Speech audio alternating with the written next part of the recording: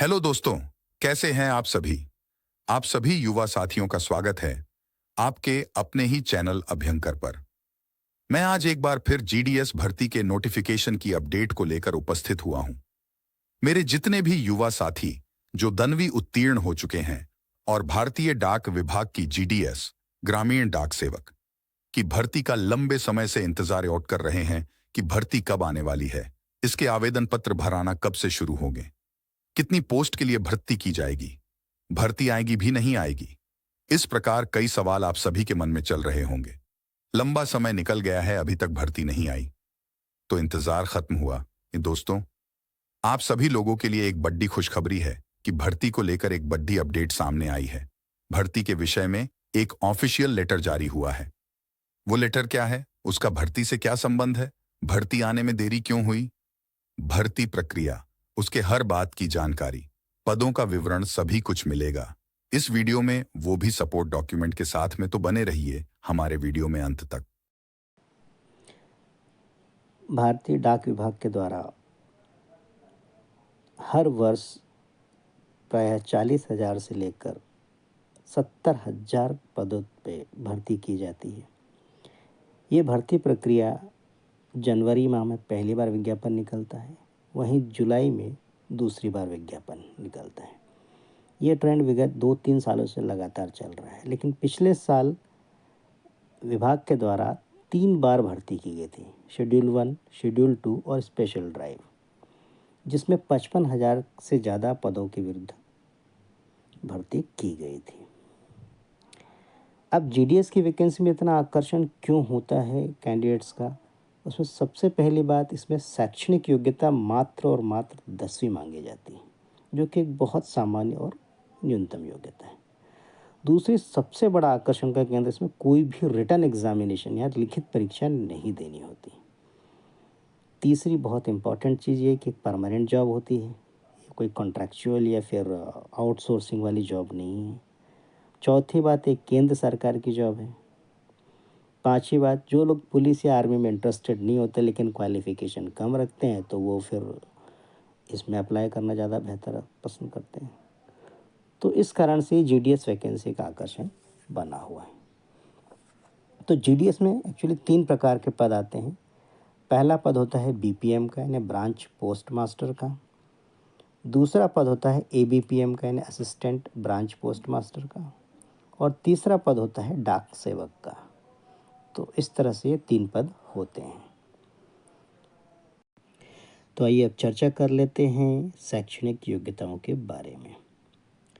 तो जो आवेदक इन पदों के विरुद्ध आवेदन करना चाहता है, उसे आवेदन करने की तिथि तक 10वीं कक्षा उत्तीर्ण होना चाहिए।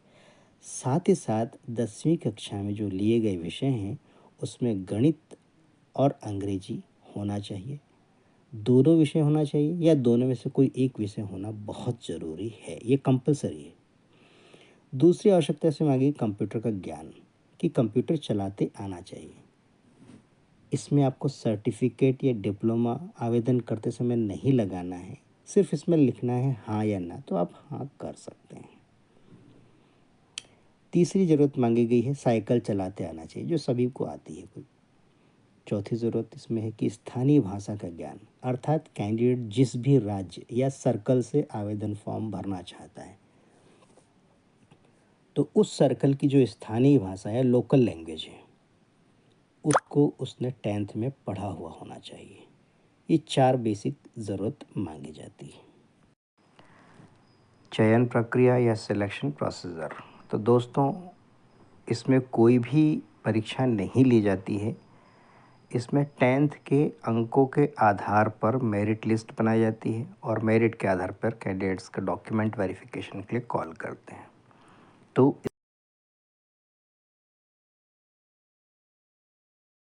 ये है एप्लीकेशन फ़ीस, यानी आवेदन शुल्क कितना लगना है। सामान्य वर्ग, ओबीसी वर्ग और ईडब्ल्यूएस वर्ग के पुरुष उम्मीदवारों के लिए आवेदन की फ़ीस 100 रुपये होगी। वहीं सामान्य वर्ग, ओबीसी वर्ग और ईडब्ल्यूएस की महिला उम्मीदवारों के लिए फ़ीस 0 रुपये होगी, अर्थात कोई फ़ीस नहीं ली जाएगी। एससी और एसटी उम्मीदवारों को, चाहे मेल हो चाहे फीमेल हो, उन्हें कोई फीस पे नहीं करना है। वहीं दिव्यांग कैटेगरी के जो उम्मीदवार, चाहे महिला हो चाहे पुरुष हो, उन्हें कोई फीस नहीं देना है। बात कर लेते हैं आयु सीमा की। तो जो आवेदक इसमें आवेदन कर रहे हैं, उनकी न्यूनतम आयु सीमा 18 वर्ष मांगी गई है तथा अधिकतम आयु सीमा 40 वर्ष मांगी गई है। अब इसके अलावा जो रिलैक्सेशन है वो एससी एसटी कैंडिडेट को अधिकतम आयु सीमा में 5 वर्ष की छूट दी गई है। वहीं ओबीसी कैंडिडेट को 3 वर्ष की छूट दी गई है, जबकि जनरल और ईडब्ल्यूएस कैटेगरी को आयु में कोई छूट नहीं दी गई। अब कई कैंडिडेट जो फिजिकली चैलेंज्ड हैं या दिव्यांग श्रेणी में आते हैं, उनके लिए रिलैक्सेशन क्या होगा? तो इसमें जो जनरल और ईडब्ल्यूएस कैटेगरी में 10 इयर्स का दिव्यांग कैंडिडेट्स के लिए हो जाएगा। वहीं पर ओबीसी कैंडिडेट जो दिव्यांग कैटेगरी का है, उस पर 13 वर्ष का रिलैक्सेशन होगा। और एससी एसटी के जो दिव्यांग कैंडिडेट हैं, उनमें एज रिलैक्सेशन 15 वर्ष का होगा। आवश्यक डॉक्यूमेंट कौन कौन से चाहिए होंगे? नंबर 1, 10th की मार्कशीट। Number 2, Aadhaar card.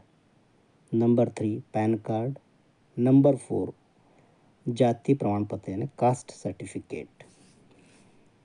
यदि कास्ट सर्टिफिकेट आपका 2 वर्ष से पुराना है तो उसे प्लीज़ अपडेट ज़रूर करवा लें। नंबर 5, मूल निवासी प्रमाण पत्र यानी डोमिसाइल सर्टिफिकेट। नंबर 6, चिकित्सा प्रमाण पत्र यानी मेडिकल सर्टिफिकेट। तो ये प्रमाण पत्र होना आपके पास ज़रूरी है। अब बात करें परिलब्धियों की, वेतन की या एमोल्यूमेंट्स की, कि भाई हमें सैलरी कितनी मिलेगी। तो दोस्तों, इसमें जो पुरानी भर्ती है उसका स्क्रीनशॉट शेयर किया गया है। इसमें टीआरसी टर्म का यूज़ किया हुआ है। तो जो बीपीएम की पोस्ट है उसके लिए 12,000 से लेकर 29,380 का टीआरसी है। वहीं एबीपीएम के लिए 10,000 से लेकर 24,470 का टीआरसी है। और डाक सेवक की जो टीआरसी है वो 10,000 से लेकर 24,470 रुपये का है। पहले ग्रामीण क्षेत्रों में जो डाक सेवक और लगते थे उसमें पहले 10,000 और शहरी क्षेत्रों में 12,000 मिला करते, लेकिन अभी अमाउंट थोड़ा बढ़ चुका है, लगभग डबल के आसपास आ चुका है। तो हम ये मान सकते हैं कि जो बीपीएम है उसमें लगभग 20,000 के आसपास ज्वाइनिंग पे आपको वेतन मिलेगा। वहीं एबीपीएम और डाक सेवक के लिए 18,000 के आसपास आपको प्राप्तियां मिलेंगी। अब बात कर लेते हैं कट ऑफ परसेंटेज, कि भाई मेरा कितने परसेंटेज में सिलेक्शन हो जाएगा। तो दोस्तों, यहाँ थोड़ा कठिन प्रश्न है, क्योंकि कोरोना काल के बाद में कई राज्यों में बिना परीक्षा, क्योंकि कोरोना काल में कोई एग्ज़ाम नहीं ली गई थी, तो ऐसी स्थिति में कई राज्यों ने ऐसे कैंडिडेट्स जो बिल्कुल एवरेज लेवल के थे उनको भी भर भर के नंबर दिए हैं। अब ऐसी स्थिति में कई जगह 100% मार्क्स भी आए हैं। तो इसका सबसे बड़ा नुकसान उन आवेदकों को हो रहा है जो कि कोरोना काल से पहले के हैं या बाद के हैं, क्योंकि 100% लाना इतना आसान नहीं होता है। तो ऐसी स्थिति में मेरिट बहुत ज़्यादा हाई जा रही है। अब चूँकि फिर भी आवेदन करना ही है, तो हम थोड़ा स्ट्रैटेजिक तरीके से यदि हम अपना कैलकुलेशन करें तो उसमें हम अंदाज़ा लगा सकते हैं कि हम कहाँ आवेदन करें जहाँ पे हमारी चयन की संभावना अधिक से अधिक हो। तो दोस्तों, यदि मध्य प्रदेश, गुजरात, बिहार, दिल्ली और हरियाणा, पंजाब या राजस्थान, ये ऐसे स्टेट हैं जहाँ पर कैंडिडेट्स को अधिकांश 90 या 95% या 100% मार्क्स दिए गए थे, तो जब भी जीडीएस की एग्ज़ाम होती है तो यहाँ पर परसेंटेज लगभग 95 या 97% के आसपास रहता है। तो यहाँ पर चयन प्रक्रिया काफ़ी टेढ़ी हो जाती है। अब इससे थोड़ा नीचे जाते हैं तो उत्तराखंड या झारखंड हुआ, महाराष्ट्र हो गया और हो गया, तो ऐसी जगह पर लगभग यहाँ जो चयन की संभावना है, जिन कैंडिडेट्स की 80% से लेकर 90% के बीच में नंबर हैं, उनको चयन की संभावना हो सकती है। और नॉर्थ ईस्ट के ऐसे स्टेट जैसे त्रिपुरा हो गया, मणिपुर हो गया, सिक्किम हो गया और अपना गोवा आदि हो गए, तो यहाँ पर लगभग 70 से 72% के आसपास में चयन की संभावना अधिकांशतः होती है, क्योंकि यहाँ पर मेरिट कम जाती है। निकाला गया है, ये सिर्फ एक एनालिसिस है जो कि पिछले वर्षों की जो एग्ज़ाम के रिज़ल्ट्स आए हैं, हर स्टेट या हर सर्कल के एग्ज़ाम के जो रिज़ल्ट हैं उनके कट ऑफ को एनालाइज़ किया गया है और उसके आधार पर निष्कर्ष निकाला गया है। तो सभी को एक सिर्फ यही सलाह है कि आप अपना आवेदन भरने से पहले एक बार इन राज्यों को रिज़ल्ट्स को एक बार कट ऑफ चेक कर लें और जहां आपकी संभावना बनती है वहीं किसी एक सर्कल के लिए अप्लाई कर दें। लेकिन हाँ, जो लैंग्वेज का क्राइटेरिया है वो मैच ज़रूर होना चाहिए। दोस्तों, इसके पीछे 2 कारण हैं। पहला कारण, इससे पिछले वर्ष यानी 2023 में 3 बार एग्ज़ाम ली गई थी। पहली बार एग्ज़ाम हुई थी शेड्यूल 1, दूसरी बार एग्ज़ाम ली गई थी शेड्यूल 2 और तीसरी बार स्पेशल ड्राइव के नाम से एग्ज़ाम ली गई थी। इन तीनों ही एग्ज़ाम्स में अभी तक डॉक्यूमेंट वेरिफिकेशन की प्रोसीजर कंप्लीट नहीं हुई है।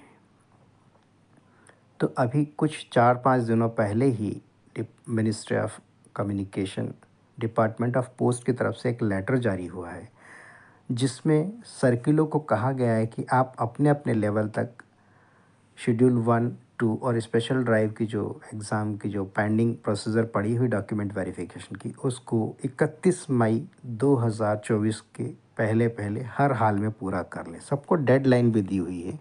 जैसे शेड्यूल 1 के लिए 11 मई डिसाइड की हुई है, शेड्यूल 2 की एग्ज़ाम के लिए 25 मई डिसाइड की हुई है, स्पेशल ड्राइव के लिए भी 25 मई डिसाइड की हुई, पर हर हाल में 31 मई 2024 तक सभी एग्ज़ाम्स की जो डॉक्यूमेंट वेरिफिकेशन हर हाल में पूरे कर लिए जाने को इंस्ट्रक्शन दिए गए हैं। इससे एक चीज़ तो स्पष्ट होती है कि सारी पेंडिंग प्रोसीजर को पोस्ट विभाग जल्दी से जल्दी पूरा करने के मूड में है ताकि नई भर्ती निकाली जा सके।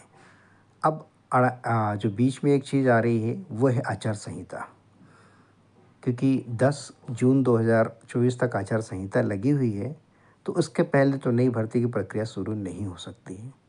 तो 10 जून के उपरांत कभी भी जीडीएस की भर्ती के लिए विज्ञापन आ सकता है। इसके लिए आप प्रिपेयर रहें।